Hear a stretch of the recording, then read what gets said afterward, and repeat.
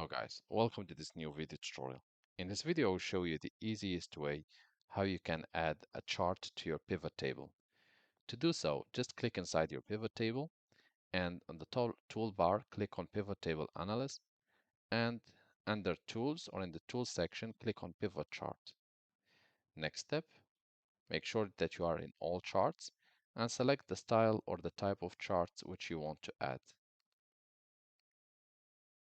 Once done, or if you still want to see more, just hover over to see.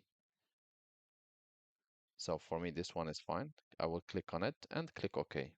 This way, the chart has been added. In addition to that, you can always click on design to choose or to change the colors, the layouts, and the style of your chart. And of course, you can always edit the title by double clicking on it.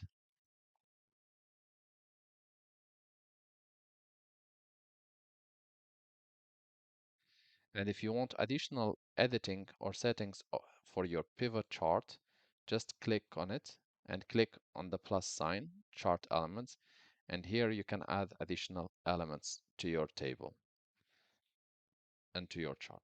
Thank you guys for watching and talk to you soon in a new video tutorial.